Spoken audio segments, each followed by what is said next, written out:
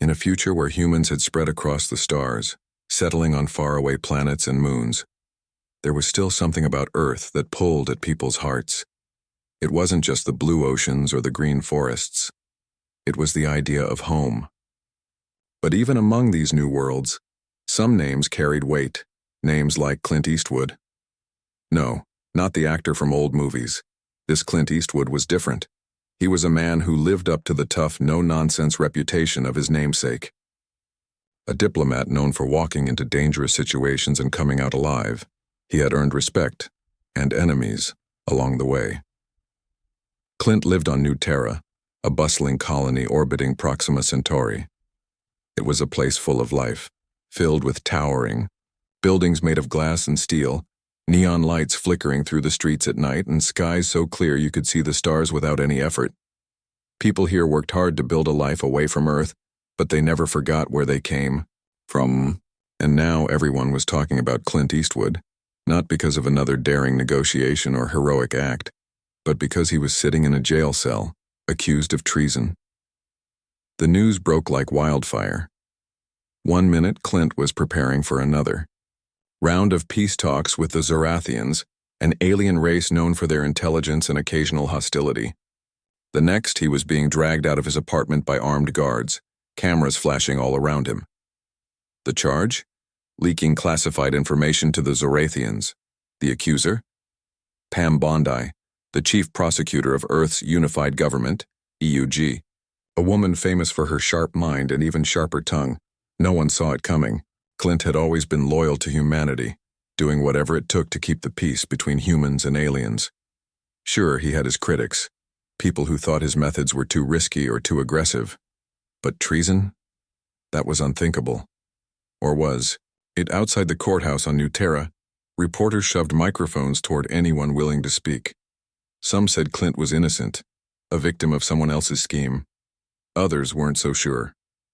"He plays fast and loose with the rules," muttered a man watching the chaos unfold on a public screen in a nearby cafe.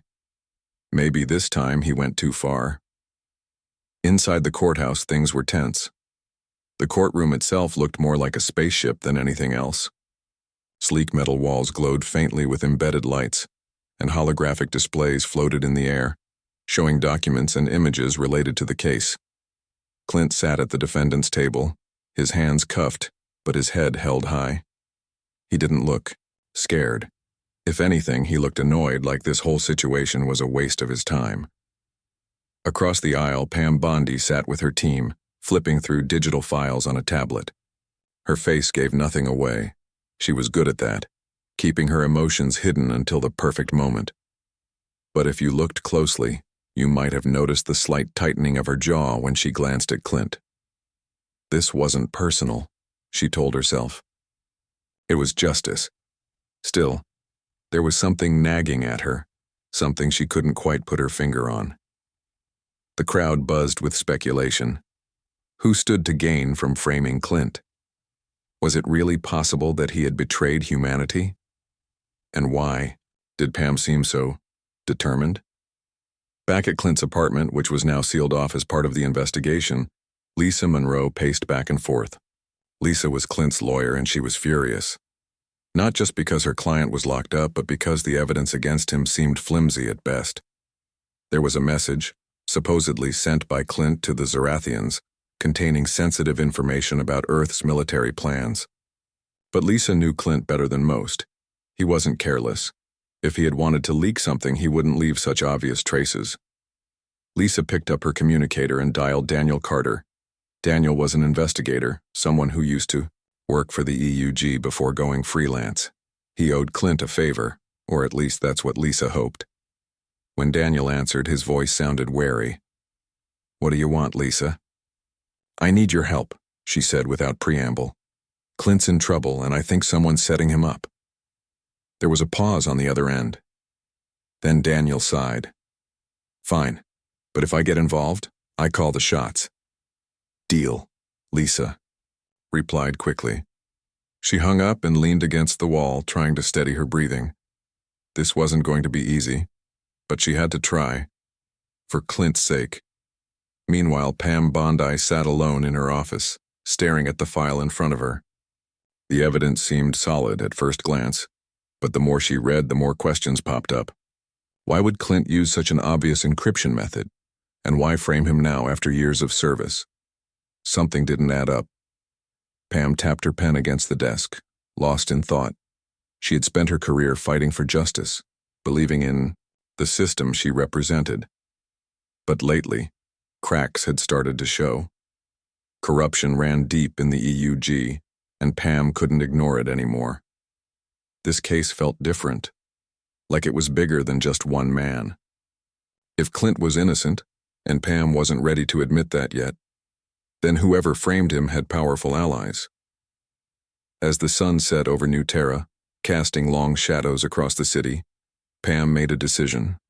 She would find the truth, no matter where it led, even if it meant risking everything. And so, the stage was set. A legendary diplomat accused of betrayal, a prosecutor torn between duty and doubt, and a galaxy holding its breath. Whatever happened next, one thing was certain. The story of Clint Eastwood was far from over. The next morning, the sun rose over New Terra, casting golden light across the city's skyline. But inside Clint Eastwood's jail cell, there was no warmth, only cold metal walls and silence. Clint sat on the narrow cot, staring at the floor. He wasn't used to feeling helpless. For years, he had been the one calling the shots, making decisions that shaped the future of humanity's relationship with alien races. Now he was trapped, waiting for someone else to decide his fate. Outside the prison, Lisa Monroe moved quickly through the crowded streets. She had spent the night going over every detail of the case, searching for anything that could prove Clint's innocence. So far, all she had were questions and a lot of frustration. When she reached Daniel Carter's office, she pushed open the door without knocking. Daniel looked up from his desk, his expression unreadable.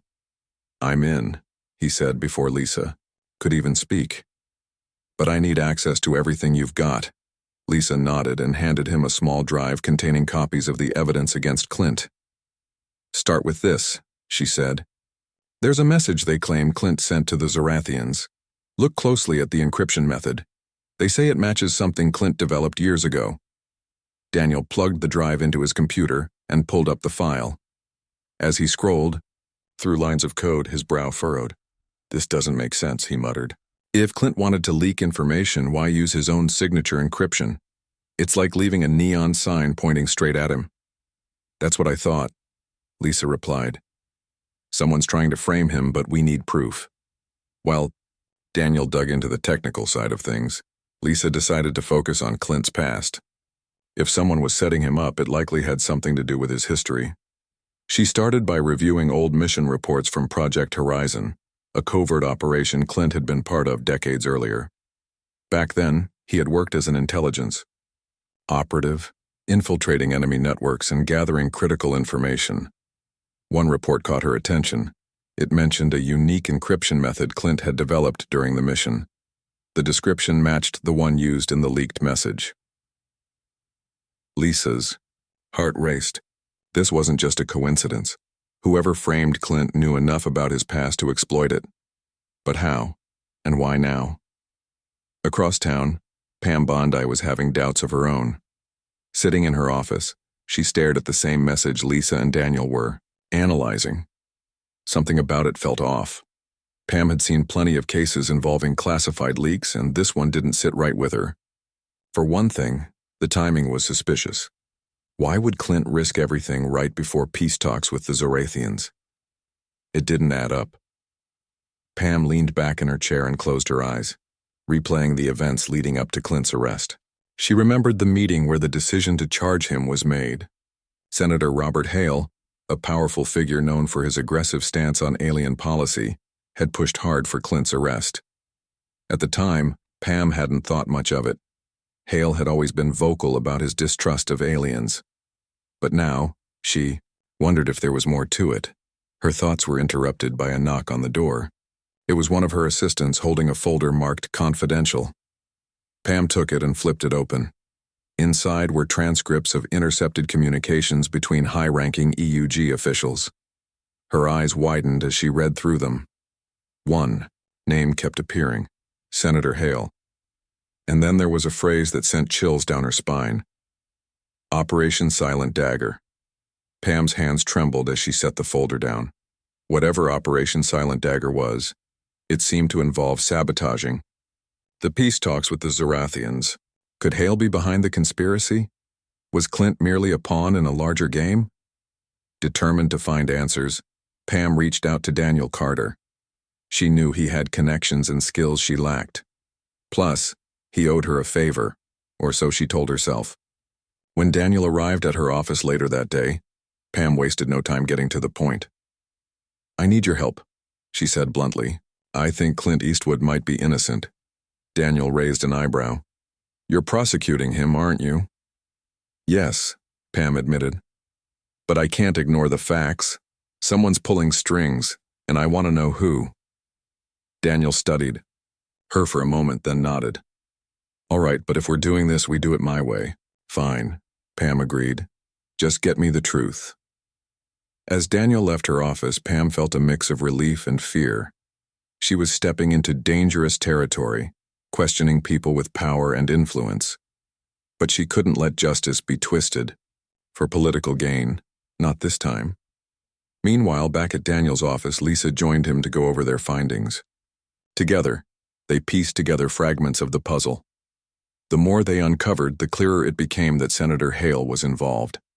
Messages hinted at a plan to destabilize relations with the Zorathians, using Clint as a scapegoat. The forged message supposedly sent by Clint fit perfectly into this narrative, creating chaos just as peace talks were about to begin.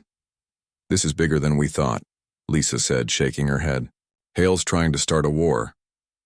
And Clint's paying the price," Daniel added grimly. They knew they needed solid proof to expose Hale's scheme. That meant finding the original source of the forged message and tracing it back to its creator. It wouldn't be easy. The EUG's systems were heavily encrypted, but Daniel was confident he could crack them. For the rest of the day, Daniel worked tirelessly, diving deep into the EUG's databases. Lisa stayed by his side, offering moral support and helping wherever she could.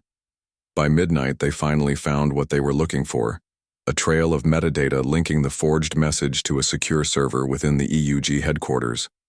More importantly, the server was registered under Senator Hale's name. Lisa smiled for the first time in days. "We've got him," Daniel nodded, though his expression remained serious. "This is just the beginning. Exposing Hale won't be easy. He's got friends in high places. But we have to try," Lisa insisted. "For Clint." As the two prepared to share their discovery with Pam, they couldn't shake the feeling that they were being watched.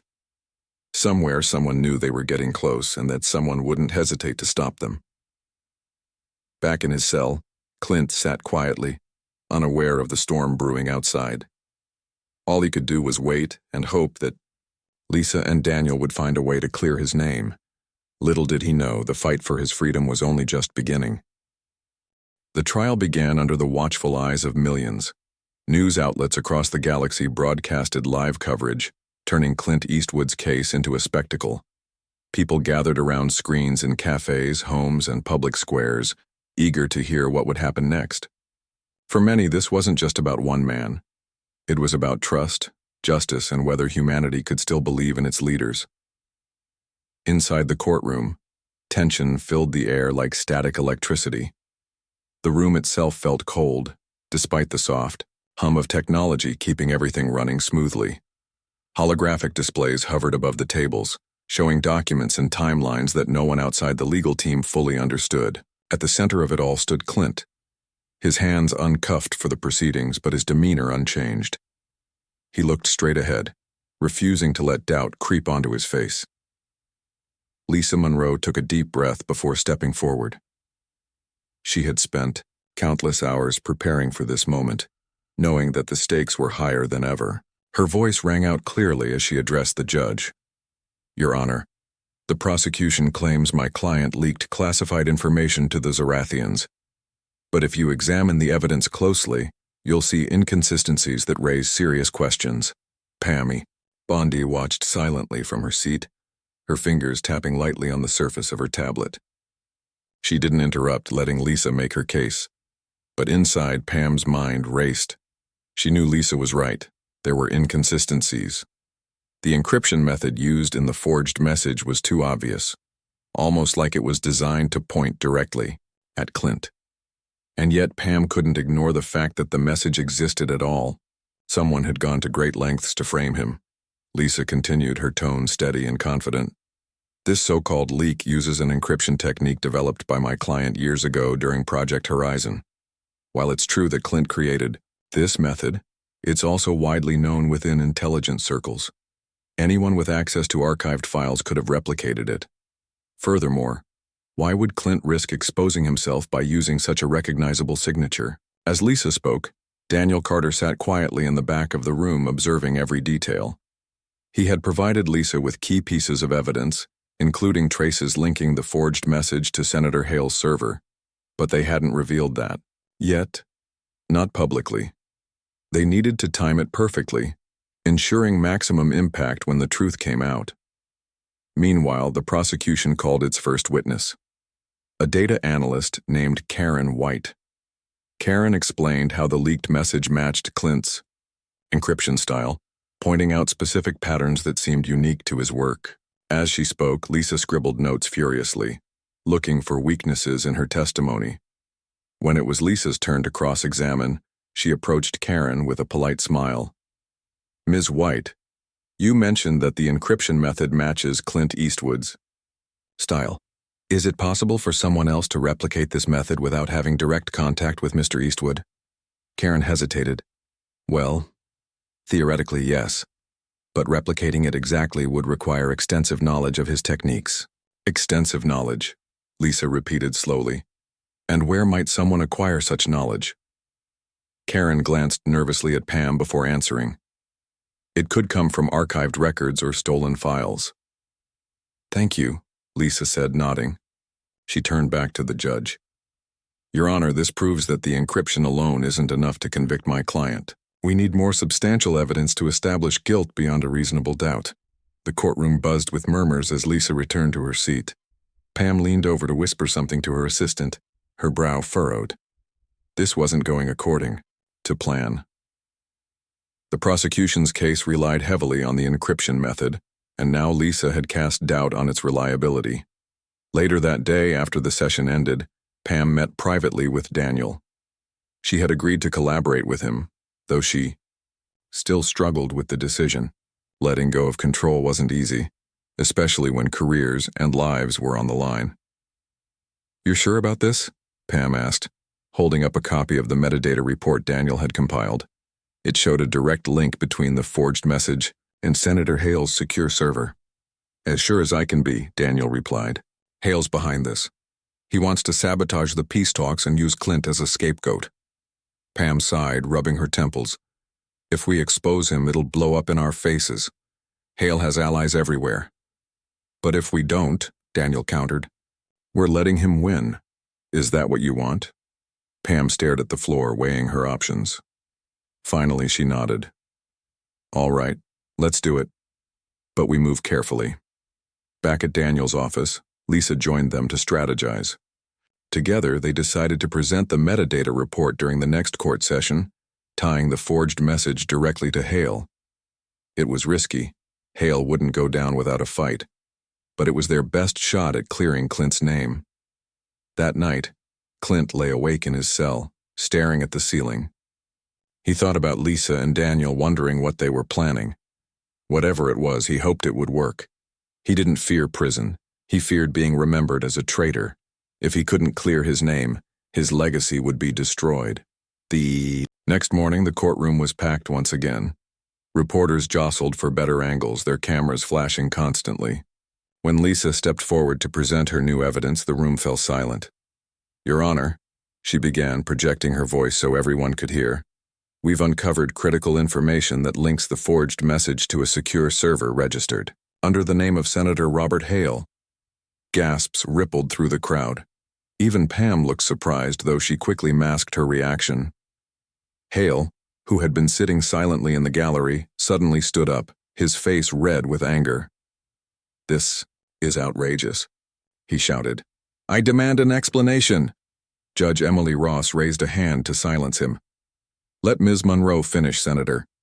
Lisa pressed a button on her tablet, and a holographic display appeared in the center of the room. It showed the metadata trail leading from the forged message to Hale's server. "As you can see, Your Honor, the evidence points directly to Senator Hale. We believe he orchestrated this scheme to sabotage peace talks with the Zorathians and frame my client in the process," Hale sputtered, trying to defend himself. "This is nonsense. I had nothing to do with any leak. These accusations are baseless." But the damage was done. The judge ordered a recess to review the new evidence, leaving the courtroom buzzing with speculation. Outside, reporters scrambled to get statements from anyone willing to talk. For the first time since the trial began, hope flickered in Clint's heart. Lisa and Daniel exchanged a quick glance, both knowing they weren't out of the woods yet. Hale wouldn't give up easily, and he still had powerful friends. But for now they had struck a blow against him, one that might just tip the scales in Clint's favor. As the day drew to a close, Pam sat alone in her office, staring at the city lights beyond her window. She had taken a huge risk by allowing Lisa and Daniel to expose Hale. If things went south, her career would be over. But for the first time in years, she felt like she was doing the right thing, not just following orders, but seeking real justice. Little did she know, the battle was far from over.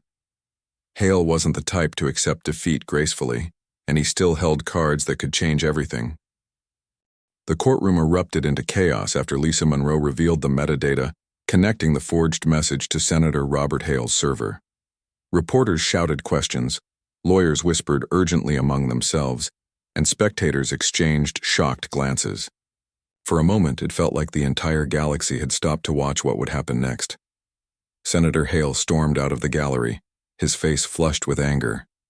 He didn't say a word as he pushed past people, heading straight for the exit. But Pam Bondi wasn't about to let him slip away. She followed him quickly, catching up just as he reached his private office in the government building nearby. Hale slammed the door shut behind him and turned to face Pam, his eyes blazing. "What do you think you're doing?" he demanded. "You're supposed to be prosecuting Clint Eastwood, not dragging my name through the mud." Pam stood her ground, her expression unreadable. "I'm doing my job," she said evenly.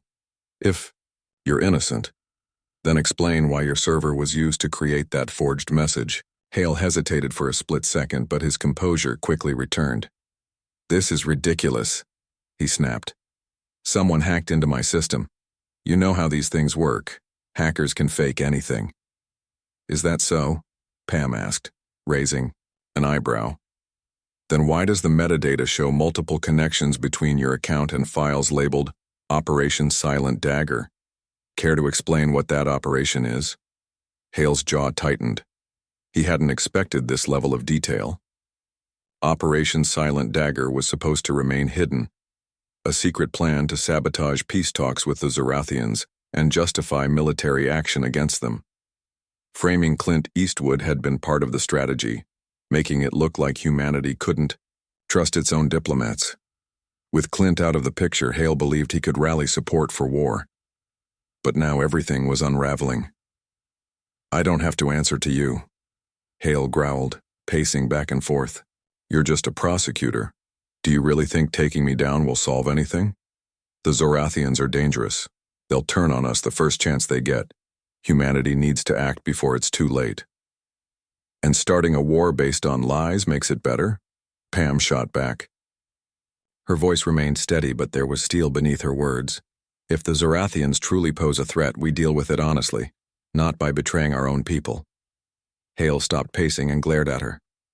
"You don't understand politics, Pam. Sometimes sacrifices are necessary. Clint Eastwood is expendable. His reputation means nothing compared to the survival of our species." Pam shook her head, disgusted. "No one is expendable, not even for your agenda." For a long moment, neither of them spoke. The weight of the situation hung heavy in the air. Finally, Hale sighed and sat down in his chair, rubbing his temples. "Fine," he muttered. "Let's say I admit something. What happens next?" Pam leaned forward slightly, her tone sharpening. You come clean. Admit what you did, or I'll make sure every piece of evidence tying you to this conspiracy becomes public knowledge. Your career will be over, and you'll spend the rest of your life answering for treason. Hale stared at her, weighing his options. He knew Pam wasn't bluffing. If she exposed him, he'd lose everything. Still, admitting guilt wasn't easy for someone like him, someone who thrived on power and control. Outside the office, Daniel Carter and Lisa Monroe waited anxiously. They had followed Pam discreetly, wanting to ensure she was safe. When Pam finally emerged from Hale's office, her expression gave nothing away. Well? Daniel asked immediately. He cracked, Pam replied simply. He admitted to orchestrating the scheme, though he won't confess publicly yet. He's hoping to negotiate his way out of this. Lisa frowned. We need more than that. If he doesn't testify, it'll be his word against ours. Pam nodded. I agree. But we've got leverage now. We'll push him further during the trial. Back in his cell, Clint Eastwood heard about the developments through Lisa. She visited him later that evening, bringing news of Hale's involvement. For the first time in days, Clint allowed himself a small smile. So, it's almost over, he said quietly. Not quite, Lisa cautioned. Hale's not going down without a fight, but we're closer than we were yesterday. Clint nodded, leaning back against the wall. Thanks, Lisa. And tell Daniel I owe him one. You owe all of us, Lisa replied with a grin, but we'll settle that later. Right now, focus on staying strong. As Lisa left the prison, she couldn't shake the feeling that they were still missing something. Hale was powerful, and he had allies scattered throughout the EUG. Even with the evidence they had, there was no guarantee the judge would rule in their favor. Meanwhile, Daniel continued digging deeper into Hale's activities. He discovered fragments of communication between Hale and other high-ranking officials, suggesting that Operation Silent Dagger wasn't just Hale's idea, it was a collective effort by a faction within the EUG. These individuals shared Hale's distrust of aliens and believed humanity should assert dominance rather than seek peace. Daniel forwarded the findings to Pam, who reviewed them carefully. This changed everything. It wasn't just about exposing Hale anymore. It was about dismantling an entire network of corruption within the government. The next day, the trial resumed. The courtroom was quieter than usual, anticipation hanging thick in the air. Everyone knew something big was coming. When Judge Emily Ross called the session to order, Pam stood up to address the court. Your Honor, she began, new evidence has come to light regarding Senator Hale's involvement in framing Clint Eastwood. Not only did Hale orchestrate the forgery of the leaked message, but he is also linked to a larger conspiracy aimed at sabotaging peace talks with the Zarathians. Gasps filled the room as Pam presented holographic displays showing intercepted communications between Hale and other officials. Names flashed across the screens, implicating several key figures within the EUG. The gallery erupted into whispers, and reporters scrambled to capture every detail. Senator Hale looked pale as he listened to Pam's testimony. When Judge Ross asked him to respond, he stammered, unable to form coherent sentences. The pressure was mounting, and it was clear he wouldn't escape unscathed. Lisa watched closely, her heart pounding. This was their moment, the turning point they had worked so hard for. But she also knew the fight wasn't over yet. Convincing the judge to dismiss the charges against Clint would require proving beyond doubt that he was framed. As the day ended, Clint sat alone in his cell, reflecting on everything that had happened. He thought about Hale, about the people, willing to destroy lives for their own gain. Most of all, he thought about Lisa, Daniel, and Pam, the ones fighting for him when no one else would. For the first time in weeks, he felt hopeful. Whatever happened next, he knew he wasn't facing it alone. The final day of the trial arrived, and the courtroom was packed tighter than ever. Every seat was taken, and even the aisles were filled with reporters and spectators eager to witness history. The air buzzed with anticipation, everyone waiting to hear whether Clint Eastwood would walk free or face the consequences of charges that now seemed increasingly shaky. Judge Emily Ross entered the room, her presence commanding silence. She took her place at the elevated bench, looking over the assembled crowd with an unreadable expression. Papers floated around her in holographic form, displaying summaries of the case and key pieces of evidence. After a brief pause, she began speaking. After reviewing all presented evidence, Judge Ross said, her voice steady and authoritative, it has become clear that the prosecution's case against Mr. Eastwood lacks credibility. Furthermore, substantial proof has emerged implicating Senator Robert Hale and others in a conspiracy to frame Mr. Eastwood for treason. A collective gasp rippled through the room. Reporters leaned forward, their pens moving furiously across notepads or fingers tapping rapidly on keyboards. Clint stood motionless in the center of the courtroom, his face calm but his eyes betraying a flicker of relief. The charges against Clint Eastwood are hereby dismissed. Judge Ross continued. As for Senator Hale and those involved in Operation Silent Dagger, further investigation will be conducted to determine the full extent of their crimes. Cheers erupted from the gallery, though they were quickly silenced by security officers maintaining order. Lisa Monroe turned to Clint, her smile wide and genuine. "We did it," she whispered, her voice trembling with emotion. Clint nodded, exhaling deeply. For weeks he had carried the weight of betrayal and suspicion, unsure if anyone would believe in his innocence. Now, thanks to Lisa, Daniel, and even Pam Bondi, he could finally breathe again. Outside the courthouse, chaos reigned. Reporters shoved microphones toward Clint as he stepped into the sunlight, flanked by Lisa and Daniel. Cameras flashed incessantly, capturing every movement. When asked how he felt about the verdict, Clint simply said, "I'm grateful to those who fought for the truth. Justice isn't always easy, but it's worth fighting for." Lisa added, "This isn't just a victory for Clint, it's a reminder that no one is above accountability, not even powerful politicians."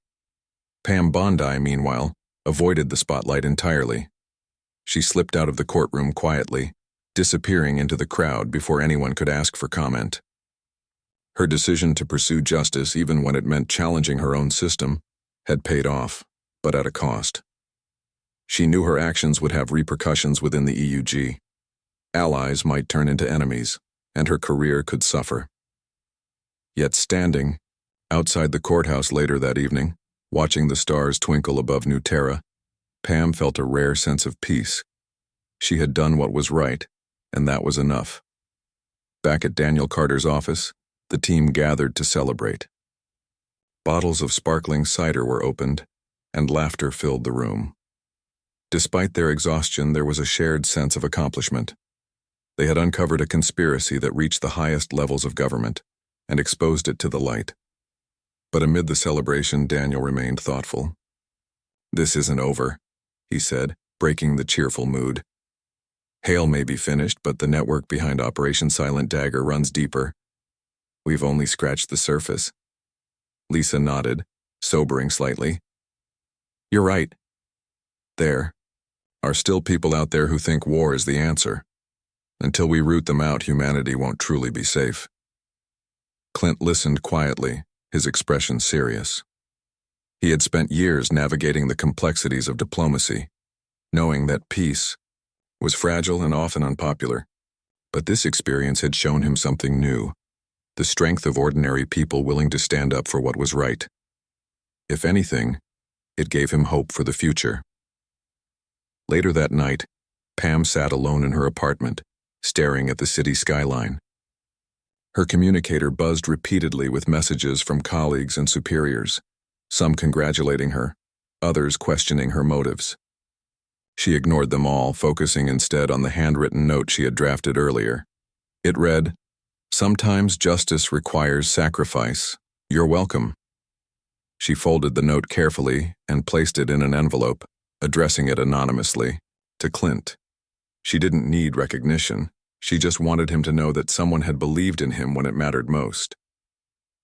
The next morning, life on New Terra began returning to normal, or as normal as it could be after such a monumental event. Clint resumed his duties as a diplomat, though he approached his work with renewed caution.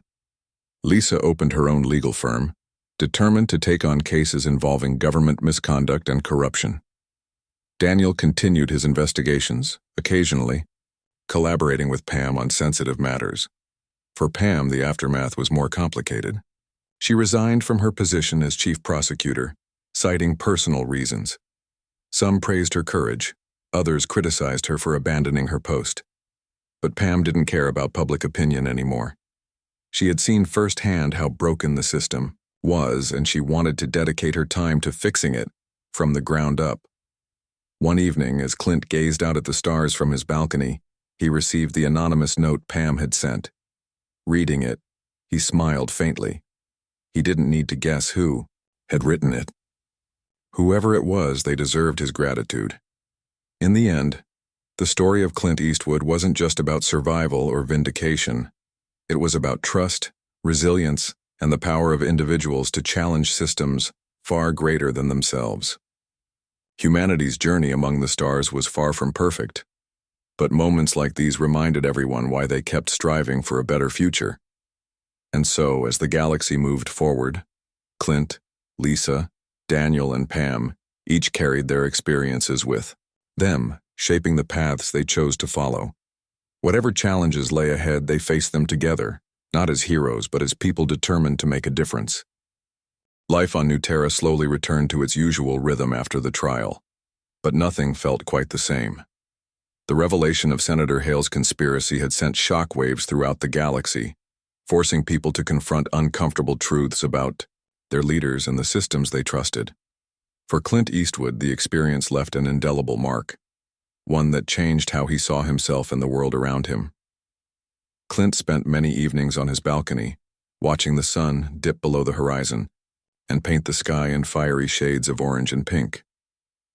It was during these quiet moments that he reflected on everything that had happened. He thought about the people who had stood by him when it mattered most. Lisa Monroe, whose determination never wavered. Daniel Carter, whose sharp instincts uncovered the truth. And Pam Bondi, whose courage to do what was right ultimately saved. And one evening, as he held the anonymous note Pam had sent, Clint felt a mixture of gratitude and curiosity.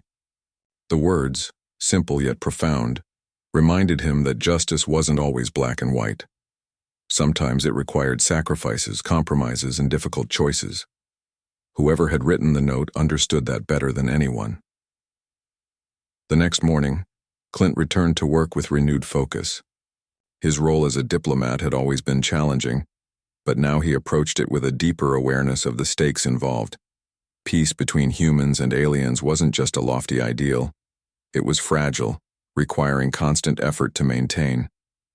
Every negotiation, every conversation carried weight, and Clint resolved to honor that responsibility fully. Meanwhile, Lisa Monroe threw herself into her new legal firm. She named it Horizon Justice, inspired by Project Horizon, the covert operation that had once defined Clint's career. Her goal was simple: to fight for those caught in the crossfire of political games and institutional corruption. Word of her success in Clint's case spread quickly, bringing clients from across the galaxy seeking her expertise. Daniel Carter also stayed busy, continuing his work as a private investigator. Though he preferred working alone, he occasionally teamed up with Pam Bondi on cases involving government misconduct. Their partnership was unconventional but effective, built on mutual respect and a shared commitment to uncovering the truth. Together, they exposed several smaller conspiracies linked to Operation Silent Dagger, dismantling parts of the network Hale had helped create. As for Pam, she embraced her decision to step away from the prosecutor's office. Leaving behind the title and prestige hadn't been easy, but it gave her freedom to pursue meaningful change. She joined a reform movement within the EUG, advocating for transparency and accountability. Her reputation as someone willing to challenge the status quo made her a powerful voice, even if it came at the cost of alienating former allies. Despite their different paths, the four often crossed paths professionally. Whether it was consulting on a case or collaborating on a project, their bond remained strong. They were no longer just colleagues. They were friends united by a shared purpose. Months passed, and the galaxy continued to evolve. Humanity's Relationship with the Zorathians improved significantly following the failed sabotage attempt. With Hale gone and peace talks back on track, diplomats like Clint worked tirelessly to build bridges rather than walls. Progress was slow but steady, and that was enough. One day, Clint received an invitation to speak at a conference celebrating interstellar cooperation. The event would take place aboard a state-of-the-art orbital station called Unity Hub, designed to symbolize harmony among species. As Clint prepared his remarks, he realized this was an opportunity to share not just his story, but the lessons he'd learned along the way. On the day of the conference, delegates from across the galaxy gathered in the Grand Hall, seated beneath a massive dome that offered breathtaking views of space. When Clint stepped onto the stage, the room fell silent. He began by recounting the events leading up to his arrest and the subsequent trial. His tone was calm and measured, free of bitterness or anger. "This experience taught me something important," Clint said, pausing to look out at the audience. "Justice isn't perfect, and neither are we. But as long as there are people willing to stand up for what's right, even when it's hard, we have a chance to make things better." He went on to emphasize the importance of trust, not just between governments, but between individuals. "We can't predict the future," he said, "but we can choose to act with integrity, knowing that our actions ripple outward, affecting lives in ways we may never see." When Clint finished speaking, the room erupted into applause. Delegates rose to their feet, moved by his words. Among them was Pam Bondi, who watched from the back of the hall with a small smile. She had attended the conference quietly, preferring to avoid attention. But seeing Clint deliver such a heartfelt message filled her with pride. After the event, Clint found Lisa waiting for him outside the hall. "You were amazing," she said, giving him a playful nudge. "I think you might have started a trend." Clint chuckled. "Let's hope so. We could use more honesty in this galaxy." Later that night, Clint stood once again on his balcony, staring at the stars. This time, though, he didn't feel weighed down by uncertainty or doubt. Instead, he felt hopeful that humanity could rise above its flaws and find common ground with others. Hopeful that people like Lisa, Daniel, and Pam would continue fighting for justice, even when the odds seemed insurmountable. In the distance, a transport shuttle streaked across the sky, its lights blinking faintly. Clint watched it disappear into the vast expanse of space, reminded of how small yet significant their corner of the universe truly was. For all its challenges and imperfections, humanity still possessed the capacity for redemption, and sometimes, even heroes needed saving. And so the story of Clint Eastwood came full circle. From betrayal to vindication, from despair to hope, he emerged stronger and wiser. The scars of the past would always remain, but they served as reminders of resilience and courage. Whatever lay ahead, Clint knew he wouldn't face it alone. As the stars twinkled above New Terra, Clint smiled softly, content in the knowledge that the fight for justice was far from over, and neither was he.